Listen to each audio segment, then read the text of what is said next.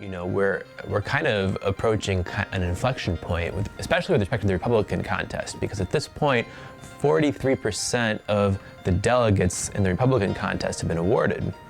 And next Tuesday, Florida and Ohio are both going to be voting, and those are states that are not only very large, and so a lot of delegates are at stake, but they're also states that award their delegates via a winner-take-all procedure, which means basically if you win a majority or even a plurality of the vote statewide, in those two states, you get all of the delegates in that state that are awarded statewide.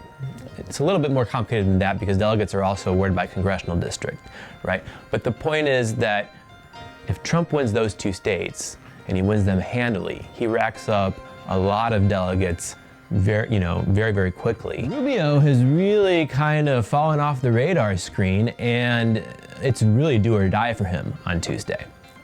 If he doesn't win his home state of Florida, I think he can't justify staying in the race. And the same goes for John Kasich. If he doesn't win Ohio on Tuesday, he can't justify staying in the race. And so it could well be that after Tuesday, the Republican race will essentially be down to a two-person race between Trump and Cruz, right?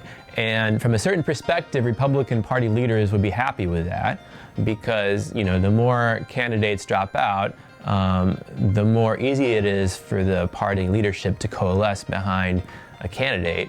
And to the extent that their mantra right now is anybody but Trump, if everybody's dropped out except Trump, then the alternative to Trump is Cruz. The problem for Republican Party leaders is that they don't really like Cruz that much either. He's been a constant thorn in their side since he arrived in Washington, D.C. He's not sort of a go-along to get along kind of guy. Many Republicans in the U.S. Senate detest him.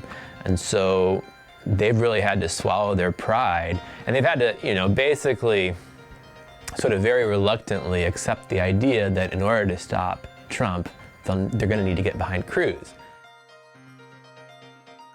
The Democratic side, it's basically all about, Clinton trying to stave off Sanders, and all signs are looking as though she's going to be able to do that. Because, first of all, among the delegates that are awarded via the nominations process, right, she has an advantage. I think 58% of the delegates that are awarded via the primaries and caucuses, she's won. But on top of that, Democrats have this thing called superdelegates, right? And these folks tend to be prominent elected officials and party leaders. And overwhelmingly, the superdelegates thus far have said that they are going to support Clinton.